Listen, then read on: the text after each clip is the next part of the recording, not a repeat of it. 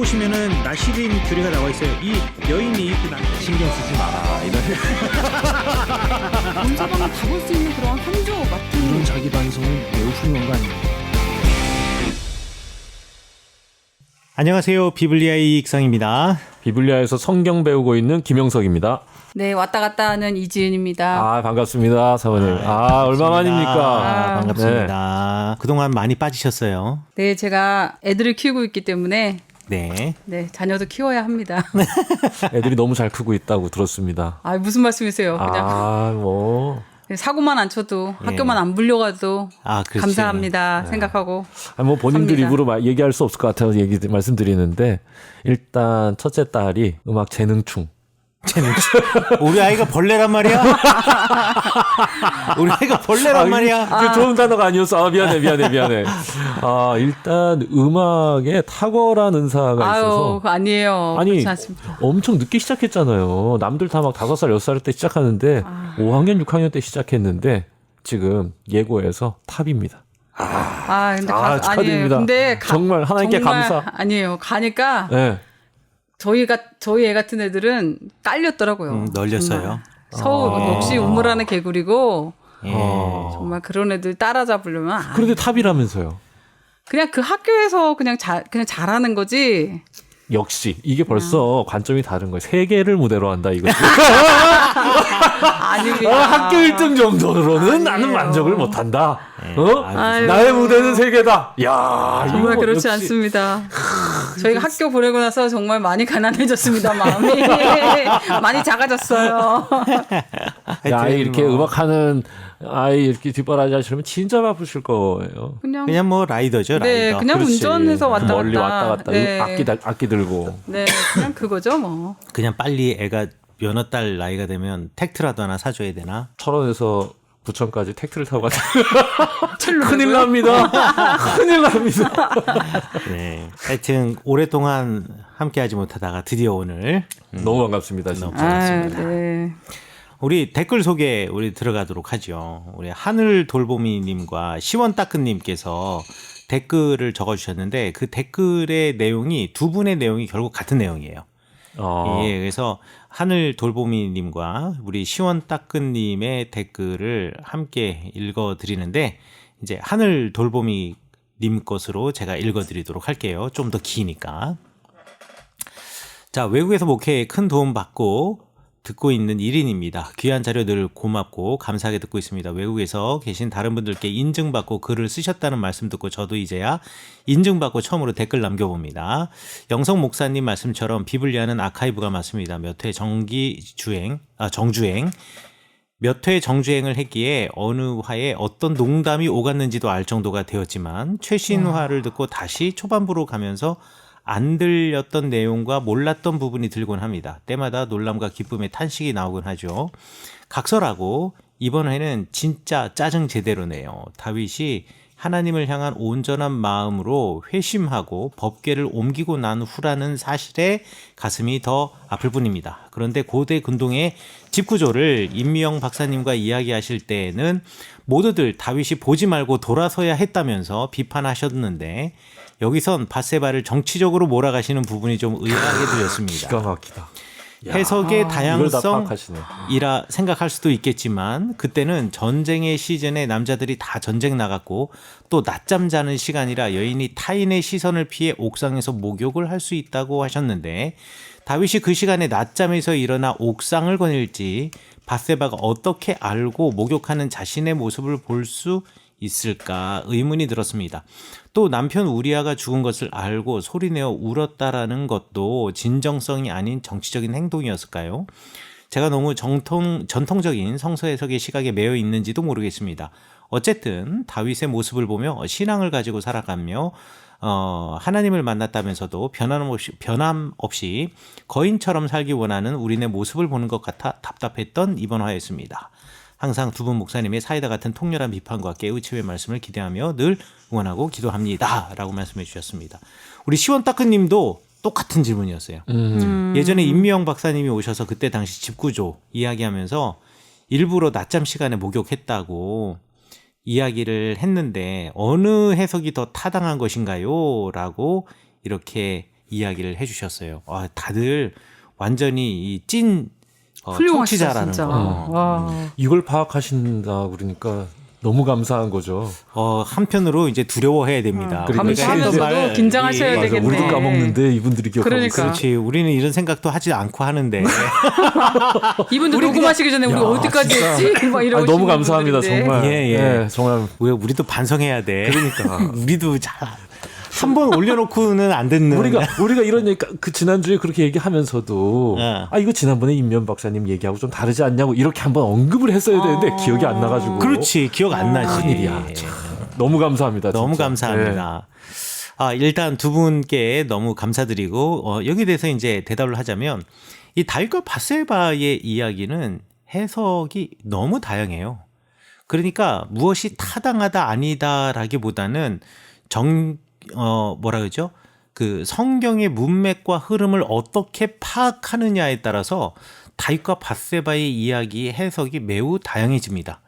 그런데 그거는 다윗과 밧세바의 이야기뿐만 아니라 모든 성경의 내용이 다 그래요. 모든 성경의 내용은 어떤 관점으로 성경을 보느냐에 따라서 성경을 접근하는 관점이 완전히 달라질 수 있어요. 뭐 예를 들자면 이제 최근에 제가 레위기를 이렇게 강의할 일이 있었어요. 그 짧게 아주 컴팩트하게 목사님들한테 강의를 해야 되는데 제가 목사님들 이거 들으시는 목사님들이 다 목회 30년 뭐 20년 이렇게 하신 분들이에요. 레위기 설교 다 한 번쯤 해봤고 다 한 번 읽어보신 분들이거든요. 그분들한테 제가 무슨 레위기 강의를 하겠어요. 그렇다고 해서 그분들에게 학술적인 내용으로 히브리어로 이거 가지는 의미나 뭐 이런 것들에 대해서 뭐 이야기를 하면 그분들 다 주무시거든요. 그렇죠. 그렇죠. 그거는 또 목사님들의 영역은 범죄야 그렇게 하는 거는. 그렇지. 강사로서 그렇게 하면 안 돼. 그렇죠. 강사로서 그렇게 하면 안 되죠. 네, 그래서 네.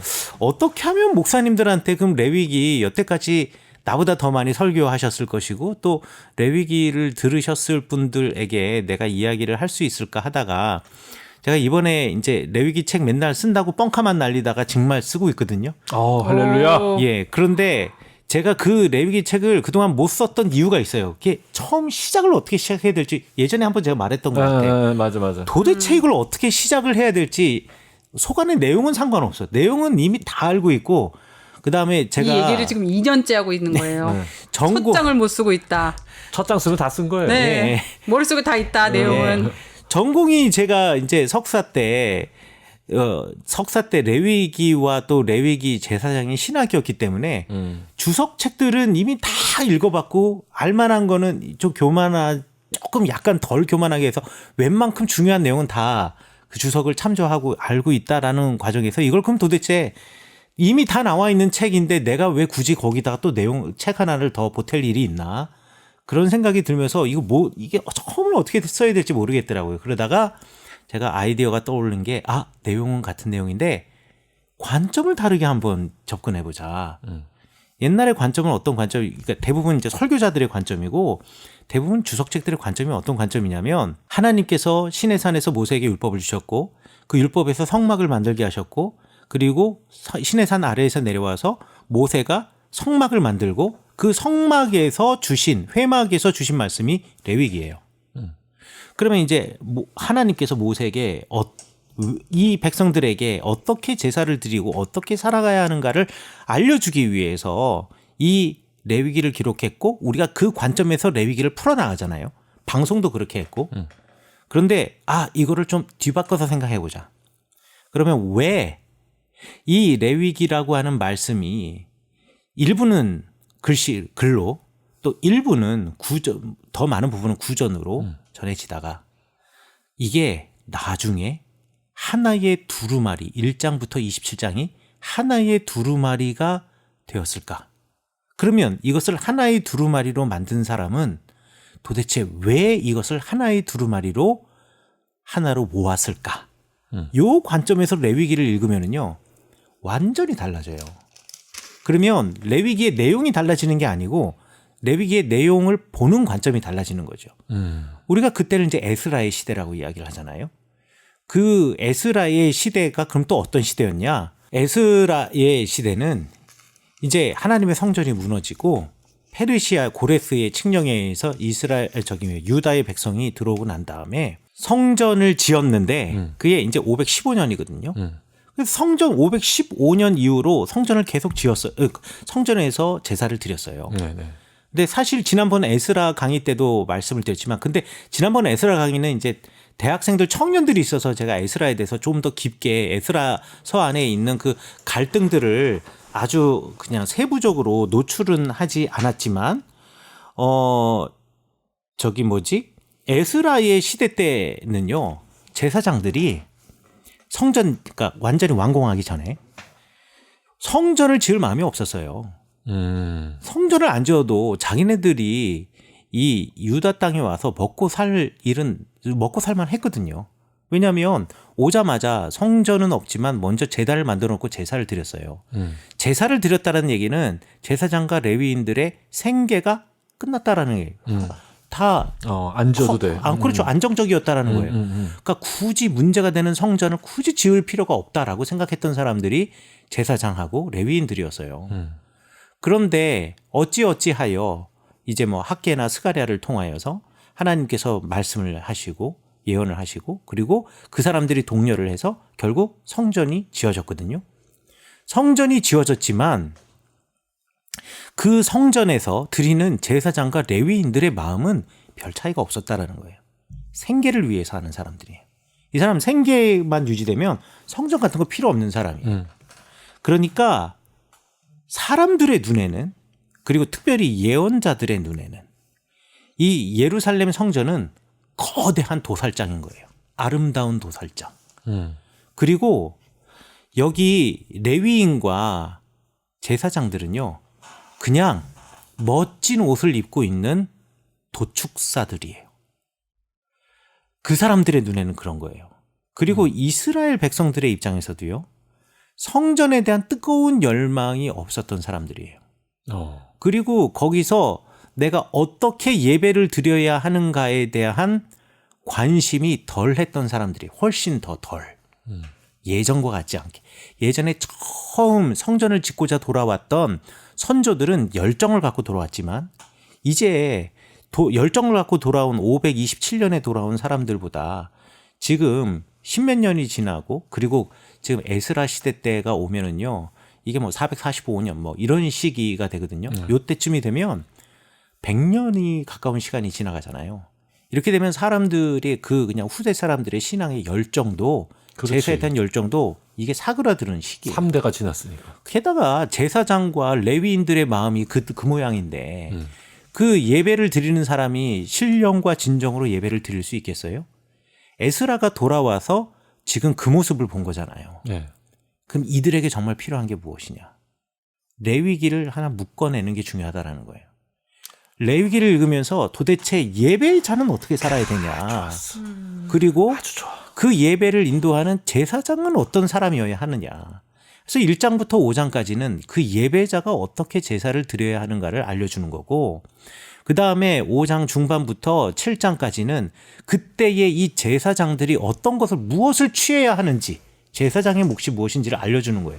니네가 그렇게 마음대로 막 그렇게 마구마구 하고 이렇게 막 그 축제 제산을 축제하는 거죠. 이게 얼마나 죄냐. 너희들의 몫은 가슴살하고 뒷다리살밖에 없다. 지금 그 얘기를 해주는 거예요. 그리고 8장부터 10장까지 이것을 온전히 지키지 않았을 때 비록 아론의 아들들이지만 그가 어떤 운명에 처해졌던가. 이건 그러니까요. 제사장을 위한 책인 거예요. 그래서 그런 의미에서. 그래서 그렇게 이야기를 하는 거고 11장부터 이제 음식 정결법이 시작되잖아요. 그렇죠. 사회법. 사회법이 시작이 되는데 특별히 음식 정결법 사실 음식 정결법이 뭐 그렇게 중요하다고 거기다가 그 목록들을 무지하게 써놨겠어요. 하나님을 일상 속에서 내가 제일 많이 하는 일이 뭐예요? 밥 먹는 일이잖아요. 매일같이 하는 일은. 안식일은 일주일에 한 번 오는 거예요. 그리고 명절은 1년에 한 번 오는 거고.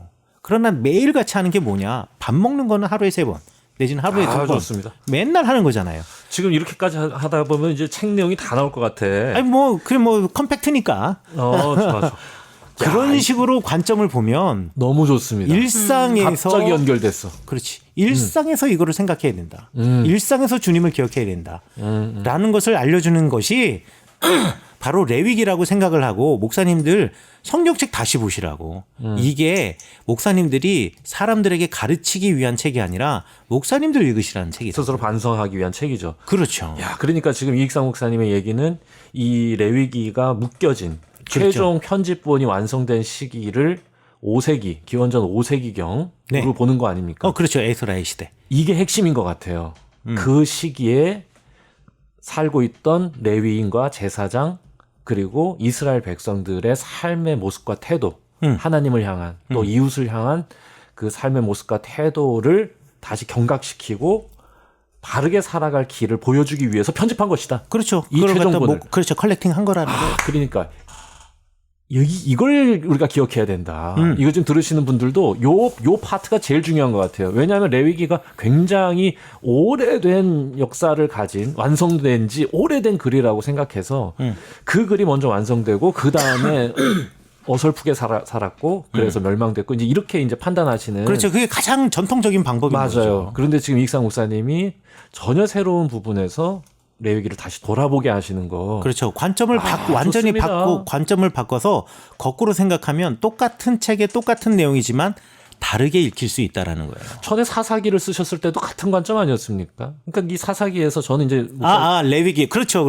거꾸로. 그러니까 그 사사기를 쓰신 그 책에서 내가 왕이었습니다. 그 책에서도 실은 이제 그 돈에 눈이 멀어가지고 하나님과 이웃을 멀리하고 마음대로 살아가던 이들에 대한 경각이잖아요. 그렇죠. 그런데 이제 그게 결국에는 이 페르시아 시대를 살고 있던 바벨론 시대를 살고 있던 이스라엘에 신명기 대한 역사가들이 자신의 삶을 바라보고 또 뒤의 삶을 바라보았을 때 그렇지. 왕으로 살아가고 있었던 나의 그들에 삶. 대한 경각을 사사기의 이야기를 통해서 그렇죠. 똑같이 그렇죠. 너희들 그들과 똑같다. 그렇죠.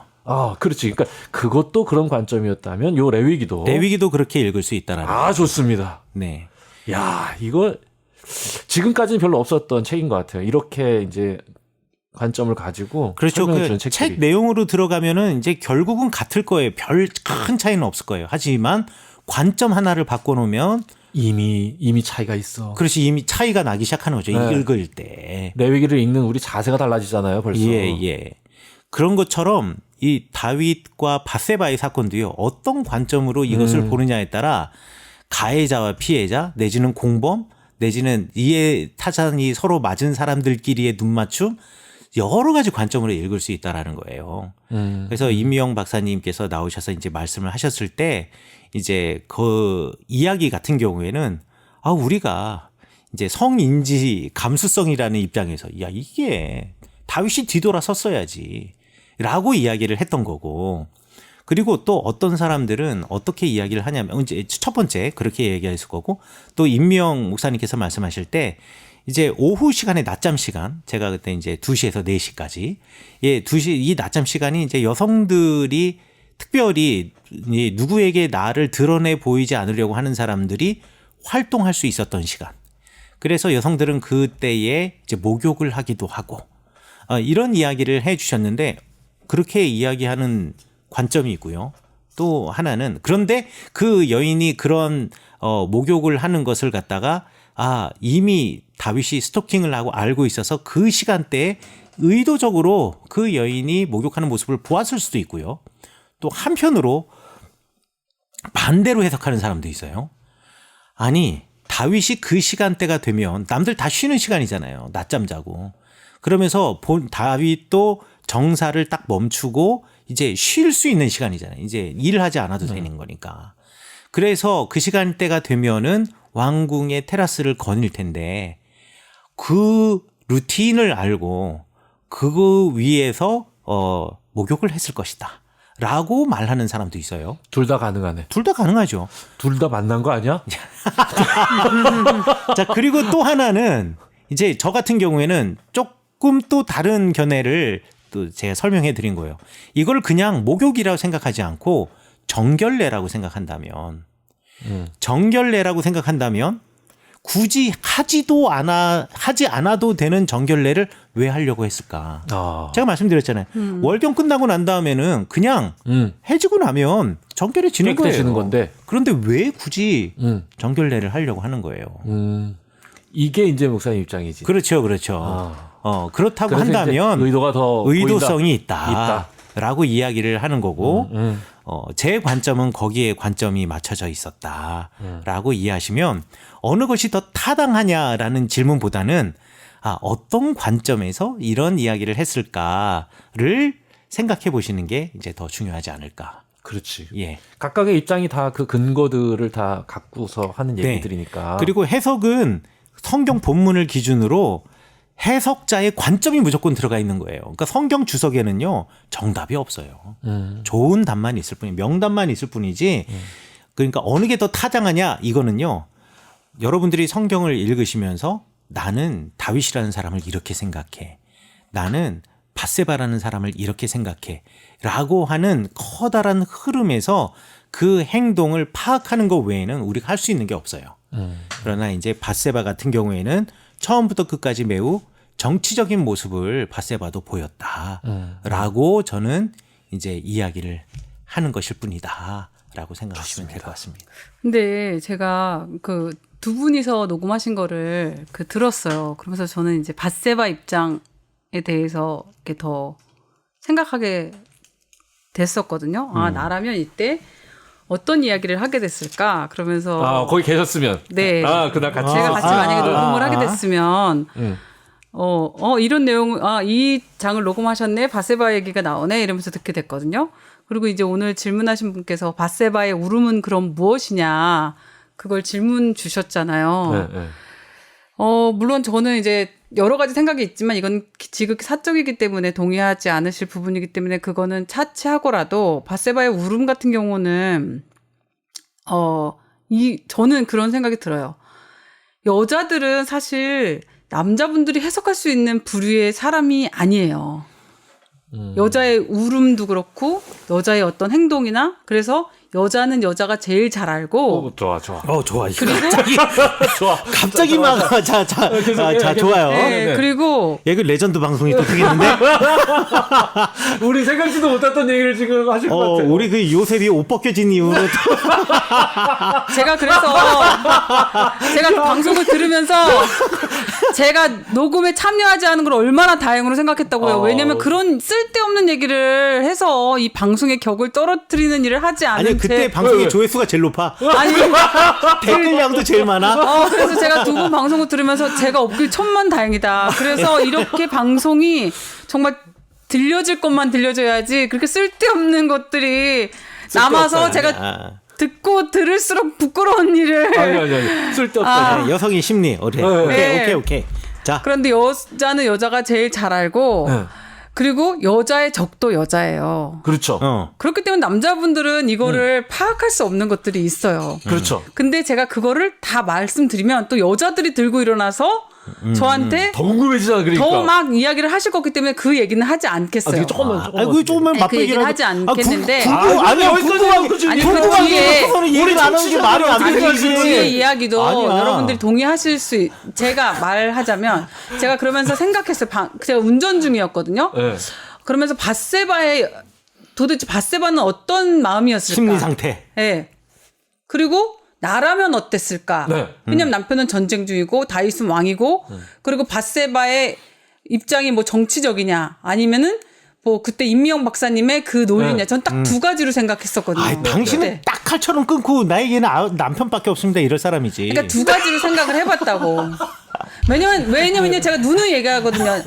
난 절대 딴 놈을 만나지 않는다. 그럼. 지겹다. 한 사람도 이렇게 길들여 사귀가 20년 동안 내가 이런데 그렇죠. 또 아니 절대 나는 정말 그게 대부분의 부부들이 살아가는 그쵸, 방식이에요. 맞아요.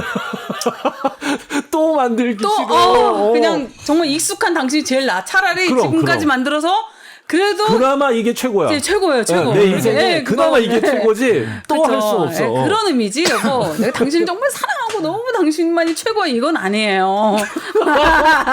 잠깐만 이거 어떻게 편집해야 돼?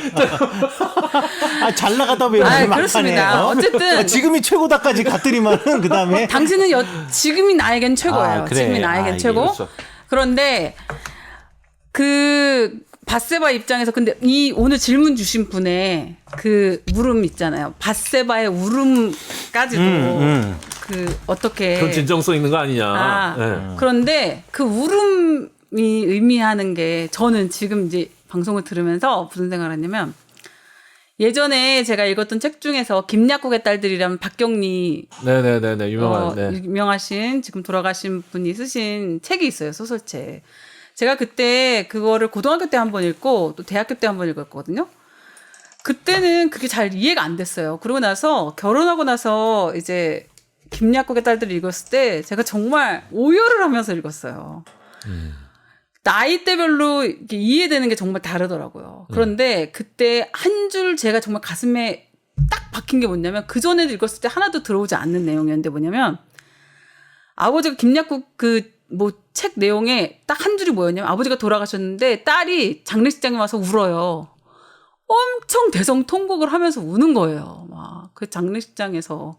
근데 그 딸의 울음의 의미가 아버지가 돌아가서 슬퍼서 우는 게 아니고 자기 서름 때문에 우는 거라는 그런 게 써 놓으셨더라고요. 박경미 작가님께서.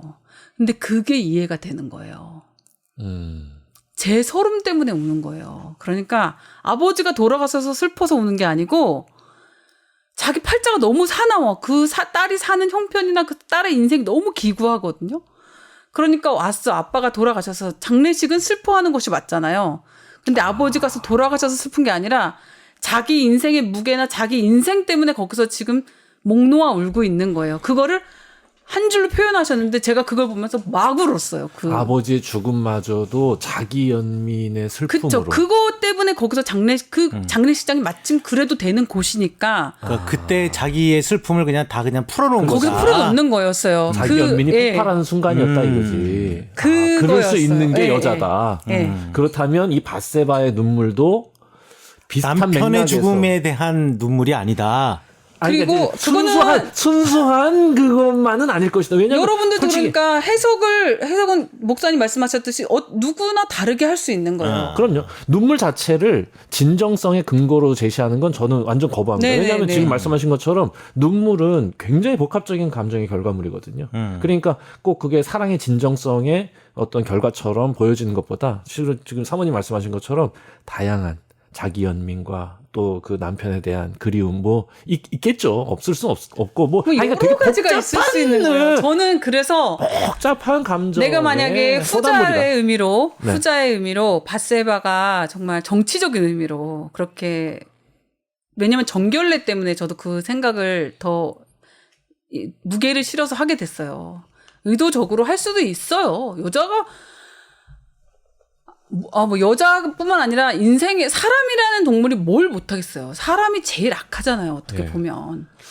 그런데 밧세바의 눈물의 의미가 그렇게 정말 남편이 죽어서 슬퍼서 우는 눈물만은 아니었을 수도 있다라는 그렇죠. 그래도 것이 슬픔도 있겠죠. 있고 네, 있겠지. 정말 나쁘게 이야기하면 이럴 줄은 몰랐을 거니까. 네. 진짜로 내 남편 죽일 줄은 몰랐으니까. 아니 그리고 정말 나쁘게 이 사람들 이렇게 조금 어떻게 좀 내가 정리 좀 하려고 그러는데 지금. 나는 몰랐을 거라 생각하지 않는다는 거지. 그렇죠. 죽이려고 그랬다. 그렇지 나는 공범이다. 이거 너무 세잖아 지금. 나는 공범이다. 공범이지만. 아니 그리고 다윗이 아니야 공범이 아니면 이 여자 죽어야 돼 자기가. 아니 그리고 공범이 돼야 다윗이 돼. 그거 있잖아요. 죽여야 사니까. 그렇지. 나단이 다윗한테 아들도 죽을 거고 아들은 죽겠지만 너는 죽지 않을 것이다 했을 때 다윗이 금식하며 기도한 다음에 아들 죽었다는 소리 듣고서 금식 끝내고 음식 차려와 그리고서 일어났잖아요. 그것처럼 밧세바도 남편이 죽었잖아요. 그러니까 실컷 울고 딱 일어났을 것 같은 느낌이 왠지 드는 거예요. 저는 그 방송을 너무 이렇게 오싹하다 지금. 들으면서 아니, 나는 지금 그 말에 그동안 알고 있었던 그 아름다운 이야기들을 아니야. 이렇게 송두리째 망가뜨리는 이 두 부부 진짜. 아니 근데 난 그 말이 진짜 이해가 되네. 난 정말 이해가 되네 그 발. 바로 일어났을 것이다. 바로 일어났을 것이다. 그렇지. 눈물 싹 닦고. 왜냐하면 그렇지. 그렇게 슬피 통곡하여 울었으니까 울어야 일어날 수 있는 거예요. 왜냐하면 다른 사람들이 보기를 원했을 수도 있을 것 같고 자기도 그렇게 한번 울고 자기의 슬픔을 해소하고. 털어놔야 네 뭔가 이렇게 털고 그렇게 탁 이렇게 다윗이 그러니까 말하기 되게 조심스러운데. 아니 저도 진짜. 조심스러워요. 맞아, 진짜 그런데 너무 조심스러운데? 왜냐면 성경에 그렇게 맞아요. 다윗을 빗대어 비교하자면 왜 엉엉 울고서 저는 이렇게 그런 상상을 하게 되더라고요. 그냥 저의 상상이에요. 저의 상상. 그런데 이제 그 뒤 이어지는 그 바세바의 자녀들의 이 네. 모습들이나 이런 것들이 또 지금 이런 입장을 어느 정도 이렇게 지원해주고 있는 것 같은 생각이 듭니다. 그래서 저는 예전에 그 신앙이 없을 때 그 소설책듯이 성경을 읽었을 때 정말 이해 안 됐던 부분들이 이런 거죠. 이런 거였거든요. 네, 아니 맞아요. 어떻게 지금 현대 사회에 이렇게 현대 사회에서도 이게 용납이 안 되는 게 이건데 성경에서 율법이 이렇게 율법이나 뭐 이렇게 사랑과 도덕이 강조된 그 시대에 벌써 이게 그때도 이게 용납돼서 하나님이 축복해 주시고 다윗을 정말 우리가 성경에 있는 사람, 성경에서 따라야 되는 사람이고 이렇게 해야 된다고? 저는 이게 되게 이해가 안 됐던 부분들이었어요. 그리고 바세바라든지 그리고 요셉한테 그 여자 네. 누구예요? 그 여자. 보디발의 아내. 보디발의 아내. 네. 그런 부분 봤을 때 저는 다른 것 말고 그런 그 요셉이란 사람 하나 그 완전함을 바라는 건 아니지만 현대 사회에서도 용납되지 않는 그 일을 저지른 사람들을 지금 우리가 성경에서 난 요셉처럼 되게 해주세요. 난 아름답게, 다윗처럼 해주세요. 막 네, 너무 표현하는 미화되는 것 그거 자체가, 자체가 그리고 성경 맞아요, 공부에서 제가 아동부 교사 뭐 하지 않았지만 중간중간 잠깐 여름방학 때 이제 뭐 봉사 같이 할 때 아동부 가르칠 때 그런 거 이렇게 가리키잖아요, 교재에. 그러면 제가 그게 좀 내가 성경을 잘 몰라서 그런지 그거를 이렇게 애들한테 나 같은 물으면 안 가질까? 그러면 어떡해요? 다행히 그런 거 질문하는 애는 없었어요. 그때 이렇게 했는데도 하나님이 이거 뭐 이렇게 10가지 다 중에서 한 가지는 잘못해도 돼요? 이렇게 질문하는 애가 없어서 다행이었는데 저는 그때 되게 그게 궁금했거든요. 그래서 나중에는 이런 생각까지 했어요. 그래서 그래서 사람들이 교회 다니는 사람들이 한 가지 큰 잘못해도 9가지 잘해도 돼서 저렇게 한 가지 잘못을 저렇게 쉽게 여기나? 야, 정말 모던 시대의 끝자락에 계셨던 포스트 모던을 연 선각자적 태도였다. 무슨 말씀이에요? 저의 이런 짧은 생각이 그렇게 멋지게 표현되나요? 모두가 다 같은 생각을 강요당할 때 이거 뭐지? 라고 질문을 던진 아마 최초의 세대가 우리 세대가 아니었을까. 그럴 것 같아요. 우리도 다 그렇지 않았어요? 맞아요. 이게 왜? 저도 그렇게 질문했거든요. 이게 왜? 나는 받아들이기가 어려운데. 왜냐면 제가 교회를 다녔을 때는 교회가 저는 이게 모태신앙이 아니기 때문에 교회가 굉장히 교인들이 왜 그래라는 질문이 많이 이렇게 들리던 때였어요. 맞아요. 강요되던 거죠. 그게. 예. 왜라는 게 결국 강요의 언어니까. 왜 그래? 그래서 왜? 이렇게. TV에서도 보면은 이렇게 정치인들이나 뭔가 나쁜 일에 연루된 분들이 꼭 교회 다니시는 분들 이렇게 뒤에 뭐가 달린 분들 있잖아요. 장로. 네, 그런 분들이 되게 많았었어요. 근데 뭐 교회에 중산층 이상의 힘 있는 분들이 굉장히 많이 있었기 때문에 왜냐하면 전체 이 인구의 25%가 기독교인이었고 그분들이 중산층을 중심으로 해서 형성됐거든요. 한국 교회가. 근데 그러니 당연히 TV나 뉴스에 나올 만한 인물들의 거의 저는 절반 이상이 크리스천이었다. 근데 그게 그냥 일반적인 잘못이 아니라 비리, 탈세, 어마어마한 일들 이런 하시죠. 일들이 제가 그런 단어들을 이렇게 대학교 때 그걸 들으면서 그런 궁금한 일들이 있었어요. 복을 받아서 돈이 많고 출세하고 높은 자리에 올라가는 거는 참 좋은 일인데 왜 뒤에 붙는 게 비리, 이렇게 막 제가 들어도 좀 이렇게 안 좋은 단어도 왜냐면 우리가 범접하고 만날 수 없는 아주 먼 세계에 정말 높으신 분들이긴 하지만 그래서 저렇게 저거 정도는 해도 하나님이 이해해 주시나? 성경에서는 그래도 된다고 하나? 제가 그런 게 되게 궁금해서 제가 그때 성경을 좀 읽고 제가 그때 그 목사님들께 질문을 꽤 많이 했었어요. 목사님들께 사랑받으셨던 아니 사랑받는 게 아니라 청년. 그때 계셨던 목사님들께 원래 그런 청년을 목회자들은 굉장히 애정합니다. 너무 사랑스러운 거야. 궁금해하고 질문해 주니까. 근데 그때는 목사님들이 계셨어요. 그건 좀 이렇게 대답해주기 좀 어렵지만 왜냐면 제가 창세기부터 해서 질문을 계속 했거든요. 그 지금 비블리아에서 하는 그런 질문들을 왜 이게 여기 있는데 이거 이쪽에서는 왜 또 나오고 이거는 왜 이게 다르고 왜 그렇죠? 막 이러면서 제가 질문하고 뭐 이거 다윗에는 이렇게 됐는데 왜 이렇게 됐는데 이랬죠? 뭐 이렇게 다 질문했던 내용을 지금 이익성 목사가 이걸 해주고 있는데 제가 생각하면 제가 지금도 그래요. 제가 지금 그 두 분 목사님 제가 많은 질문했던 목사님들 사모님들과 제가 지금 아주 친하게 교제하고 있는데 목사님들이 굉장히 당황스러우셨겠다. 아시면서도 대답을 못 해주실 수밖에 없었겠다. 조심스러웠던 시기였어요. 진짜 조심스러웠던 시기. 그때 만약에 아시는 대로 대답해줬으면 전 아마 교회를 떠날 수도 있었겠다. 이런 생각이 들어요. 맞아. 우리 그때 되게 무서웠지. 지금처럼 이렇게 편하게 얘기 못하지. 그렇죠. 20년도 더 전이니까. 이렇게 만약에 20년 전에 우리 이렇게 얘기했다가는. 그렇죠. 목사님이 고소하지. 이렇게. 아니, 편집할 거야. 깜짝이야! 그래요. 오늘 댓글 이야기하면서 이렇게 또 재밌게. 1시간 됐어요? 36분이 되네. 이거 괜찮네. 아직 괜찮아. 아직 좀 남았어. 그렇지. 그러니까 요거 하고서는 우리 요거 암론하고 다말 이야기 들어가기 전에 솔로몬 태어나는 이야기까지만 하면 돼. 좋습니다. 오케이. 그러면 댓글은 여기까지 하고 우리 짧게 우리 성경 이야기 하고 들어가겠습니다. 네. 비블리아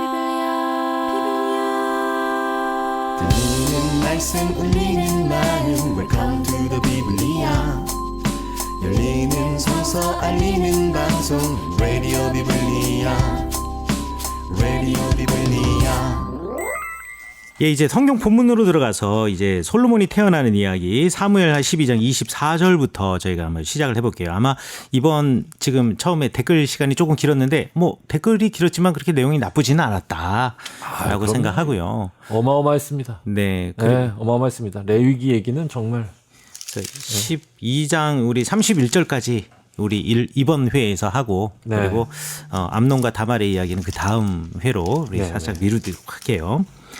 자, 12장 24절에 보면 이제 드디어 죽었잖아요. 이제 우리야 죽었고 밧세바는 법적으로 과부가 되었고 그다음에 다윗이 법적으로 밧세바를 아내로 받아들일 수가 있는 거예요. 그래서 그 이전에 보면 여기 16절 한번 보실까요? 15절이네요. 15절에 보면 나단의 예언이 끝나고 난 다음에 너 죽을 거다. 너 뱃속에 있는 아이 당신 죽을 거다라고 이야기할 때 15절에서 뭐라고 이야기하냐면 우리아의 아내가 다윗에게 낳은 아이를 여호와께서 치심에 심히 앓는지라라고 되어 있어요. 아직까지 우리아의 아내죠. 자, 그런데 24절에 가면 다윗이 그의 아내 밧세바. 이제 밧세바가 그의 아내가 공식적으로 된 거예요. 공식적으로 그의 아내가 돼서 이제 그의 아내 밧세바를 위로하고 이렇게 이야기를 하고 있죠. 아니 성경을 꼼꼼하게 읽으니까 너무 진짜 참담하다 진짜. 아니 바로 그 전에 애 때문에 금식하다가 입 싹 닫고 됐네. 내가 이제 더 이상 안 해도 돼. 바로 그의 아내 밧세바. 야, 요 한 절이 아주. 그러니까 율법이라는 게 어떻게 보면은 양날의 검 같은 거야.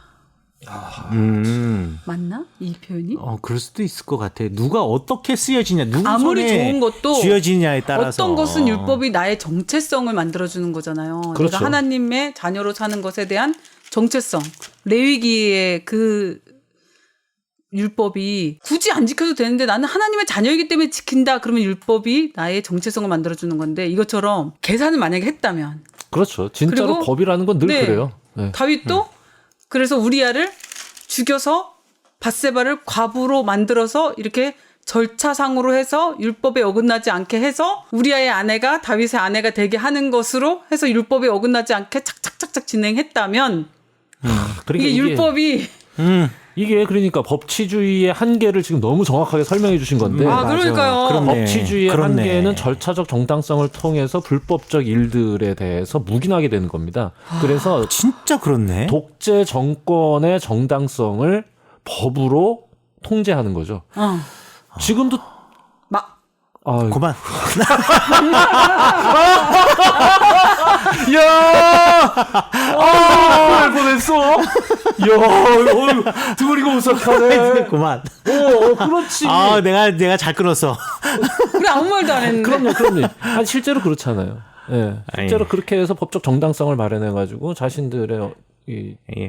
아, 한 번도 그런 생각 안 해봤는데 진짜 그렇네. 그럼요. 그래가지고 이게 법치가 되면 안 되고 철인이 나와야 된다고 하는 게 이제 철인 정치로 그때 나간다. 방송에서 말씀하셨잖아요. 그래서 슈퍼히어로나 영웅들을 이 방송 맞죠? 그렇겠죠. 그렇겠죠. 뭐 우리가 딴 방송을 들은 건 아니죠, 제가. 아, 그럼요. 예. 나는 또 요즘 들어서 그런 생각을 나도 하는 것 중에 하나가 요즘 방송에 보면 드라마나 소재에 보면 검찰, 변호사, 경찰 관한 영화들 많이 나오잖아요. 많이 나오죠. 드라마들 많이 나오고. 네네네. 이게 시대의 트렌드인 것 같아요. 아, 저런 사람들 통해서 정의가 실현되는 모습을 보고 싶어하는 사람들의 그렇죠. 이 트렌드 어딘가 저런 사람이 있겠지. 있기를 있기를. 맞아요. 법을 사용하는 사람들은 그 법의 힘이나 또 법의 폐해나 또 네. 법의 요령을 너무 잘 알기 때문에 음. 빠져나가고 이용하고 그래서 자기의 이익을 추구하려고 하는 일들이 너무 많이 이제는 다 검증이 돼버렸으니까 제발 그런 일이 없기를 너무 바라는 거죠, 진짜. 그리고 제가 어저께 놀랐던 거는 제가 운전하면서 어떤 다른 방송도 들었거든요. 유튜브에서. 네. 근데 거기 댓글 중에 이런 게 있었어요. 저는 교회는 다니지 않지만 기독교는 아니지만 이런 단서를 다루면서 이 방송은 보고 있습니다. 이런 것들이 꽤 많아요. 그 교회 뭐 기독교 관련된 그 프로그램인데 그런 거 보면서 아 사람들이 어떤 선한 것에 대한 갈구 그리고 좋은 것 그러니까 뭐 지금 목사님 말씀하셨듯이 누군가는 나와 다르게 선하게 살고 있겠지. 정의는 어디 가서 실현되고 있겠지. 이런 것처럼 교회 안에는 그래도 뭔가 다른 것이 있겠지. 내가 교회는 안 다니고 기독교는 아닌데 교회 다니는 사람 중에 누군가는 그런 사람은 있겠지란 기대를 가지고 이 방송을 보는구나. 그거에 제가 좀 놀랐어요. 그러니까 아주 뭐랄까 비관적이지만은 않다는 거예요. 그런데 정작 그 안에 있는 사람들 있잖아요. 뭐랄까 그 안에서 교회 안에 있는 사람들. 교회 안에 있는 사람들이라고 뭐 다 그렇게 표현하고 싶지 않아요. 그런 분들이 아닌 분들도 계시니까. 썩은 물 안에 살고 있는 고기는 그 물이 썩은 줄 모른다는 거? 익숙하니까. 네. 그러니까 밖에 계신 분들은 이제 교회가 조금 마지막 사회에 정의의 보루가 되었으면 좋겠다. 이제 이렇게 생각하시는 거죠. 그러니까 세상이 너무 그러니까. 그렇죠. 그러니까 우리가 그리고 이제 그런 사람들은 사회에서도 여전히 사랑과 정의가 이기면 좋겠다라는 생각을 갖고 사시는 분이라고 생각해요. 그렇죠. 실제로 그러니까 그런 세상이 빨리 돼야 되니까. 예. 우리는 세상을 보고 제가 되게 교회를 안 다녔던 저는 모태신앙이 아니니까 네. 되게 당황스러웠던 건 교회 왔을 때 교회 다니는 사람은 좋은 사람, 교회 안 다니는 사람들은 다 악하고 나쁜 뭐 구원받아야 할 죄인이죠. 죄인이라고 생각하는데 네. 저는 그게 처음에는 막 이렇게 막 예를 들면 편 가르듯이 막 N극, S극 막 이렇게 딱 가르듯이 그게 되게 불편했어요. 그래서 뭐 어떻게 설명해야 될지 모르겠지만 뭐 이렇게 교집합 이런 거 있잖아요. 교집합도 있을 수 있는 거예요. 집합 중에 뭐 이도저도 아닌 사람도 있을 수 있고 그 교집합 안이 정말 괜찮은 사람들이 다 섞여 있는 걸 수도 있고 이런데 딱 나눠서 우리는 맑은 물, 너네는 뭐 더러운 물, 뭐 이렇게 한국교회 역사가 오래되지 않았고 얼마 되지 않은 시기였어요. 우리가 신앙생활 하는 그 시기 자체가. 그런데 첫 출발이 어땠냐 하면은 실은 굉장히 소수의 사람들이 자신의 삶을 전환하고 결단하고 새롭게 살아가는 게 한국 기독교의 출발입니다. 그러니까 이게 굉장히 특이하고 너무 아름다운 사건이었기 때문에 우리나라에 선교하러 왔던 선교사님들도 우리 한국 기독교를 보면서 너무 감탄했고 감격했고 눈물 흘리면서 여기에 묻히기를 바랬었어요. 그러니까 그게 하나님의 영광을 본 겁니다. 그러니까 무식하고 미개하다고 생각해서 가르치러 왔는데 오히려 자신들이 이들의 삶 속에서 진정성과 그 고결함을 보고 감동한 거죠. 그러니까 여기에 그냥 묻히고 싶었을 만큼 하나님의 영광이 있었던 거예요. 우리 한국교회 안에. 그러니까 그걸 보고 시작했고 그게 우리 한국교회 출발이다 보니까 당시에는 이제 식민지적 남성성이라고 하는 모습이 우리 이 개화기 일제 식민 고 시기에 있었던 남성들에게 나타났던 현상인데 그냥 술 먹고 도박하고 생계는 뒷전으로 하고 아내들에게 전부 다 생계를 떠먹여 버리고 그렇게 이제 살아가던 시대고 술 담배에 쩔어 있었고 이제 그거를 극복하고 거기서 개선하는 가르침으로써 기독교적 복음이 증거된 겁니다. 바르고 성실하게 하나님 앞에서 진실하고 충성되게 살아라. 그러면서 술 담배 하지 않는 게 금지가 그게 이제 명령이 된 거고요.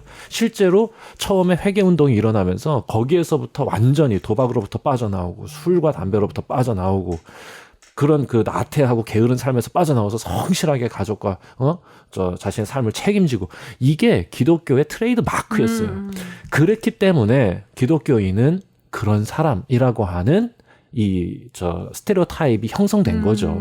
그리고 그 흐름이 불과 한 30-40년밖에 안 된 거예요. 그러니까 믿는 사람은 선한 사람, 그렇지 않은 사람은 죄인이라고 하는 뭐라고 해야 될까? 인식이 흘러왔던 거죠. 그런데 그게 이 흐름을 모르고 그냥 싹 들어와 버리면 뭐야? 내가 보기에는 다 똑같은데? 라는 판단이 있을 수 있습니다. 그런데 저는 이 흐름 속에서 저는 생각이 좀 좋겠고 그 흐름의 거의 끝자락에 우리 세대가 있었던 거고 그리고 우리들은 변질된 우리의 모습에 대해서 아파하면서 지금 이제서야 우리 다시 돌아가야 될 부분이 있다. 진짜 크리스채너티가 이 기독교라는 게 뭔지 우리가 다시 만들어가고 찾아가야 될 시대에 왔다라고 하면서 이런 방송을 지금 우리가 하고 있는 게 아닌가 생각합니다. 근데 그 흐름 속에서 그런 현상이 한국교회 안에 나타나는 시기였습니다. 너무 말이 길었나? 아니, 괜찮아요. 네. 우리 오늘 지금 5줄만 할 건데. 지금 다윗이 그의 아내 요거 하나로 빨리 넘어갑시다. 네네. 자, 그래서 그와 동침하였더니 그가 아들을 낳음에 그의 이름을 솔로몬이라 하였다라고 했어요. 제가 그러니까 우리가 성경을 기록한 사람은 항상 자기가 관심 있는 거를 기록하게 돼 있어요. 사실 밧세바와 다윗이 결혼을 했을 때 아이가 죽고 그리고 제일 먼저 태어난 아이가 솔로몬이었을까? 제가 갑자기 그런 질문이 생각이 나더라고요. 내가 알고 아니에요? 있기로 아닌데. 그래요? 그래가지고 다시 제가 족보를 빨리 찾았어요. 네. 이게 사무엘하 3장에도 나와 있고 또 역대상 3장에도 나와 있는데 밧세바와 다윗 사이에서 태어난 첫 번째 아이의 이름은 시므아예요. 삼무아라고도 하고요. 그 다음에 두 번째 아들 이름이 소밥이에요. 그 세 번째 아들이 나단이고 그리고 네 번째 아들이 솔로몬이에요. 솔로몬에서 10번째 아들이에요. 10번째 아들인데 앞에 있는 시므아, 소밥, 나단은 다 생략해버리고 솔로몬으로 그냥 훅 간 거예요. 그러니까 이 아이가 죽고 난 다음에 곧바로 솔로몬이 태어난 것이 아니라 그 이전에 태어난 아이들 3명이 있었으나 적어도 이 아이의 족보에 나와 있는 순서가 장남부터 기록된 거라고 한다면 그 앞에 있었으나 그 앞에 있는 사람은 성경을 기록한 사람은 관심사가 아니었기 때문에 적어도 3명이고 실제로는 10번째. 왜냐하면 첫 번째부터 6번째까지는 예루살렘에 오기 전에 그 전에 여인들로부터 낳은 거고 밧세바에게 난 사람으로는 밧세바의 3번째다. 네 번째가 된다라는 거예요. 그러니까 밧세바가 낳은 첫 번째 아들이 시므아라고요. 예, 시므아 또는 삼무아라고 되어 있어요. 소밥, 나단, 그렇죠. 솔로몬이 4번째 아들이라고. 그렇죠. 뭐 굳이 따지면 삼무아 이전에 그 죽은 아이까지 있다면 또 얘기는 또 달라지겠지만. 그래서 다윗의 아들들이 제가 성경에 나와 있는 걸 다 뒤져보니까 20명이에요. 그중에서 19명은 이름을 알고 한 사람은 이름을 몰라요. 그런데 그 19명의 아들 중에 10번째가 솔로몬이었다. 그리고 20명 중에 10번째가 솔로몬이었다라고 생각한다면 솔로몬이 제일 가운데라고 생각할 수가 있는 거죠. 자, 그런데 솔로몬이 밧세바로부터 태어난 4번째 아들임에도 불구하고 앞에 있는 3번째 아들이 언급되지 왜 않았을까라고 생각해보면 성경을 기록한 기록자의 관점에서는 그 3명이 중요한 게 아니라 역사는 그 다음에 솔로몬으로 흘러가니까 그냥 곧바로 솔로몬으로 나왔을 것이다 라고 이제 생각을 하는 거고, 여러분들 이 아이가 죽자마자 그 다음에 하나님께서 솔로몬을 곧바로 밧세바와 다윗 사이에 주셨다라고 생각하시는 분들이 대단히 많아요. 대단히 많은데 그 생각을 한 번쯤 퀘스천 마크를 좀 달아둡시다. 다윗과 바세바의 첫째 아들이라고 생각했어요. 그렇죠. 대부분 사람들 원래 장자한테 가는 거 아니에요? 첫 원래는 번째 아들한테? 그렇죠. 원래 왕권은 장자한테 가야 되는 게 맞죠. 아주 좋은 질문했어요. 그런데 바세바는 자기의 아들 가운데 제일 똑똑해 보이는 솔로몬이 되기를 원했죠. 그래서 작업에 들어갑니다. 자, 그러니까 어떻게 바세바가 그러면은 그 어떻게 작업에 들어간지 이제 또 나와요. 오. 예. 원래는 그러니까 첫째 아들 우리나라 같이 장자한테 계승하는 게 맞다는 거죠? 그렇죠. 근데 그 장자 계승으로 가면은 암논으로 가야 돼요. 암논이 첫 번째거든요. 그래서 실제로 다윗은 암논을 사랑했어요. 그래서 이제 나중에 다음 화에도 나오겠지만 압살롬 그 암논과 다말의 사건에서 다윗이 암논을 보호해 주는 거예요. 왜? 장자니까 내 왕위를 이어나가야 될 거니까. 근데 다른 사람 아들이잖아. 그렇지. 이 사람은 바세바의 아들이 아니지, 아니잖아요. 암논은. 네. 그런데 바세바는 그 위치를 자기가 획득하고 싶은 거지. 자기 아들인 솔로몬에게 주고 싶은 거지. 그래서 이제 작업이 들어가는 거죠. 그래서 제일 똑똑한 솔로몬을 미룬 건가? 그렇지 않았을까? 대단한데? 가장 지혜로웠던. 자, 그럼 한번 가봅시다. 그래서 아들을 낳았어요. 그의 아들의 이름이 솔로몬입니다. 여호와께서 그를 사랑하셔서 선지자 나단을 보내서 그의 이름을 여디디아라고 하시니 이는 여호와께서 사랑하셨기 때문이라라고 쓰여져 있어요. 자, 여기서 이거는 저의 발칙한 상상이니까 여러분들 이걸 정답이라고 생각하거나 이거 뭐 합당하다 이렇게 생각하지 마시고 이럴 수도 있겠구나라고 생각하시고 이게 제 상상이지만 실제로 주석가들이 한 번쯤 다 해봤던 얘기예요. 그러니까 세상에 뭐 새로운 게 어디 있겠어요. 해아래. 그냥 남들이 했던 얘기를 그냥 제가 한번 정리를 해서 제 상상력을 살짝 집어넣어가지고 이야기를 하자면 이게 일종의 나단과 바세바의 커넥션이다라고 저는 생각을 해요. 왜냐하면 그 이전에도 나단이 우리가 이제 생각하기에 나단이 대단히 좋은 사람이고 하나님의 말씀을 전하는 사람이라고 생각하지만 우리 이전에도 나단이 하나님께 묻지도 않고 이 전쟁 나가는 거 그냥 갑시다 이렇게 하는 경우 있었잖아요. 그러니까 나단을 막 신격화시키거나 이 사람 거룩한 사람으로 만들 필요 없어요. 이 나단도 가장 인간적인 사람이에요. 기억이 안 나시나요? 우리 저기 보니까. 그러니까 내가 지금 깜짝 놀래가지고 지금. 그러니까 내가 가지고 있는 이 선입견, 내가 오랫동안 가지고 있었던 스키마가 바뀐다는 게 너무 어렵다는 거를 이렇게 자꾸 새삼 깨닫습니다. 나단은 항상 좋은 사람이야. 순전한. 잠깐 등장해서 영웅처럼 하나님의 말씀을 선포하고 사라진. 그런데 지금 갑자기 이 사람이 발칙하게 나단과 바세바가 커넥션이 있다. 라고 하는 그렇죠. 얘기를 하니. 그렇죠. 나단이 우리 아까 보시면 그 지난번에 했던 얘기지만 사무엘 7장에서 나단이 뭐라고 이야기하냐면 다윗한테 와서 아이고 왕이 이제 나단에게 얘기하는 거죠. 나는 백향목 궁에 살거늘 하나님의 궤는 휘장 가운데 있도다. 그러니까 나는 궁전에 살고 있는데 하나님의 궤는 아직까지 천막 속에 있지 않냐. 그러니까 나단이 왕에게 이르되 여호와께서 왕과 함께 계시니 마음에 있는 모든 것을 행하소서라고 얘기해. 왕이 마음대로 하세요. 그러면 성전 지으시겠다는 거죠? 좋습니다. 이 얘기를 하는 거예요. 그때 그 다음 절에 그 밤에 여호와의 말씀이 나단에게 이르시되 가서 내 종 다윗에게 말하기를 여호와께서 이와 같이 말씀하시다. 이와 같이 말씀해라. 네가 나를 위해서 내 살집을 건축하겠느냐? 내가 이스라엘 자손을 애굽에서 인도하여 내던 날에 오늘까지 집에서 살지 않고 장막과 성막에서 있지 않았느냐? 왜 나를 건물 안에 가두어 둘 생각을 하고 있느냐? 그리고 왜 너는 그 생각에 동조했느냐? 그러니까 나단을 책망하는 얘기거든요. 그러니까 이 나단도 사실은 선지자고 예언자이고 하나님의 말씀을 전하는 사람이었다라고는 하지만 그럼에도 불구하고 가장 정치적인 사람 중에 하나였다라는 거예요.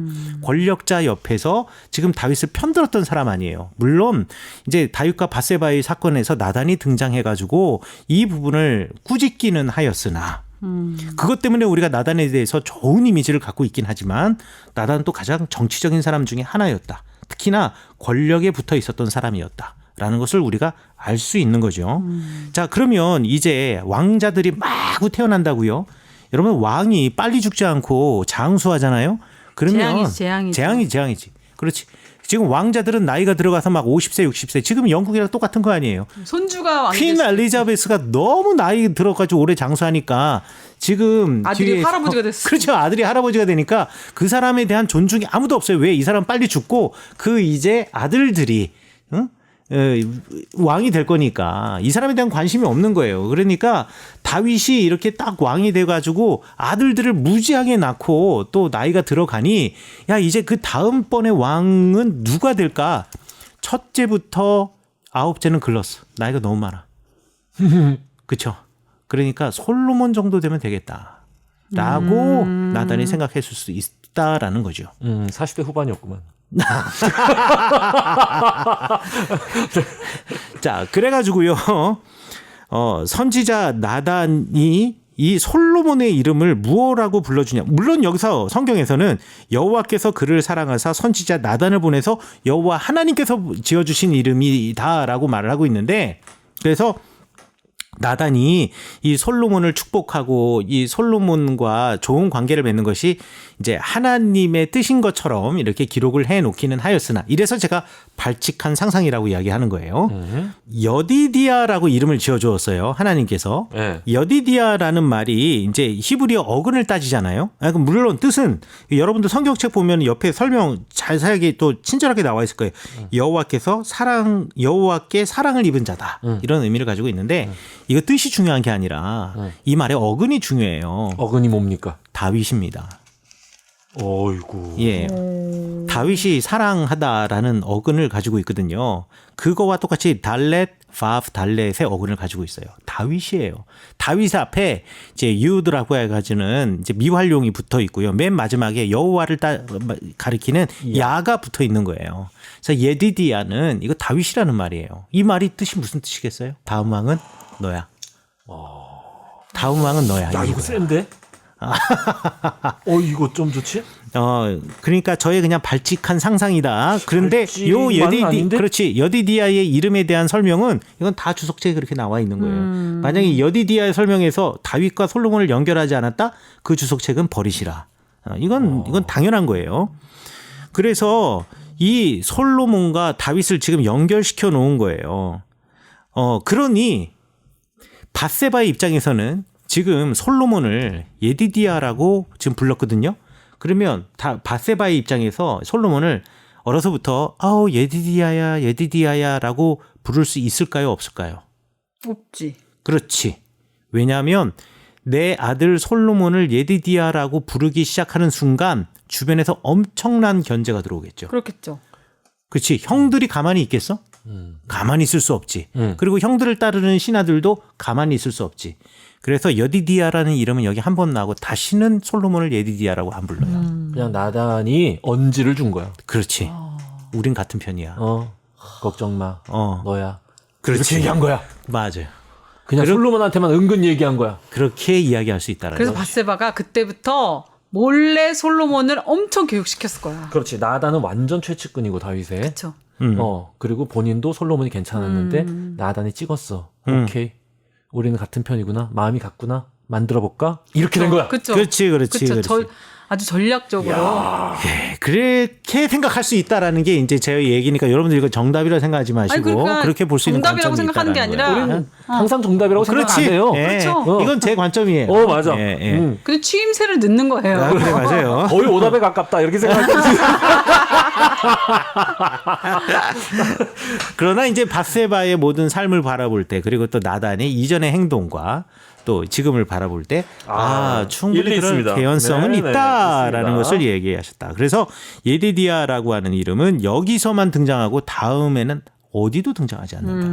누구도 솔로몬을 예디디아라고 부르지 않는다. 그래서 이게 비밀 약속과 같은 그냥 암호와 같은 이름이다. 아니 근데 밧세바가 다윗의 부인이긴 한데 뭐 예를 들면 우리나라의 정통과 정실부인과 정실과 뭐 후궁 같은 거면 자기가 정실부인은 아니라는 걸 알고 있을 거 아니에요. 그럼요. 근데 이걸 알아야 되는데요. 일단 결혼을 하잖아요. 그럼 첫째가 되든 둘째가 되든 셋째가 되든 넷째가 되든 우리나라처럼 정실과 후궁의 개념은 없어요. 맞아. 중동이 그렇대요. 예. 모든 부인에게 똑같아요? 완벽하게 동등해요. 잠자리 들어가는 날도 정해져 있어. 그래서 똑같이 해야 돼. 그러니까 모든 걸. 동등하다라고 생각하고 이걸 정실과 후궁이라고 생각하시면 안 된다. 아니 그러면 뭐 그런 걸 떠나서 그러면은 왕위를 물려줄 때는 그래도 우선순위가 있을 거 아니에요. 그렇지. 우선순위는 일단 큰아들 그러면은- 암논이 되겠지. 그러니까 자기가 낳은 아들은 아닐 거라는 걸 알고 있을 거 아니에요. 그게 무슨 말이야? 바세바가 낳은 순위에서 밀린다는 걸 알고 있다 순위에서 이거지. 예. 당연히 알고 있지. 음. 그리고 그러니까 하나씩 쳐나가야지. 그렇지. 하나씩 쳐나가는 이제 작업들이 뒤에 나오는 거지. 그러니까 전략이 있었겠네. 그걸 알고 있었으니까 당연히. 그렇지. 그럼 솔로몬의 가장 큰 적은 누구였을까? 이건 나중에 나오겠지만 암논이겠지. 아니죠. 암논은 압살롬이 제거해줘요. 그럼 압살롬인가? 그렇죠. 압살롬이 가장 큰 적이었어요. 왜냐하면 혈통으로 봐도 압살롬은 왕족이었고 그렇죠. 앞에 있는 여자들은 뭐 아히노암이나 아비가일이나 이거 뭐 다 상인의 아들, 뭐 상인의 딸 뭐 이런 사람들이잖아요. 그런데 그리고 왕족인 미갈은 아들을 낳지 못했어. 그렇죠? 웃는 바람에. 그런데 여기 압살롬 같은 경우는 엄마가 마아가거든. 마아가는 그술왕 달메의 딸이야. 이스라엘 민족은 아니지만 갈릴리 지역의 맹주의 딸이야. 왕족이고. 그러니까 그쪽과의 연결 관계를 끝까지 붙잡고 있고 왕실의 고귀한 피를 가지고 있는 가장 유력한 사람은 압살롬이고 압살롬은 그것 때문에 암논을 어떻게든 제거하고 싶었던 사람이었고. 그런데 나중에 이제 압살롬이 암논을 제거하잖아요. 그리고 나서 이제 압살롬이 남았잖아. 그러면 이제 압살롬을 견제해야 될 유일한 사람 누구냐? 이제 솔로몬인 거지. 솔로몬은 압살롬만 견제하면 되는 거야. 그래서 솔로몬이 피해 전쟁이네요. 그렇죠. 그래가지고 이제 압살롬도 결국은 나중에 죽잖아요. 자, 요런 이제 이야기들이 뒤로 간다. 이게 다 이제 정치적으로 이제 풀었을 때의 얘기인데 내가 너무 정치적인가? 아니야. 하여튼 모르겠어. 아니요, 우리나라도 다 그런 거잖아요. 우리나라 뭐 칠록 이래야 이야기가 살아납니다. 그렇죠. 입체적으로 이래야 탁탁 이야기가 살아나는 거야. 들어오는 거예요. 그렇지 왜 않으면 뭐 모르는 거지. 압살롬이었는가에 대한 이런 얘기들은 뭐 생전 처음 듣는 얘기니까 아주 훌륭한 감사합니다. 여기 소파 우리 집에 있어 의자로 소파로 침대로 여기 보는 편안해 여기 보러 힐링해 여기 보러 모두 행복해 여기 보 그 다음에 이제 다윗이 라빠를 쳐서 점령하는 이야기가 나오거든요. 그래서 뭐 이거는 중요하지 않으니까. 그런데 여기서 보면 이제 요압이라는 사람이 얼마나 또 정치적인 사람이었는가.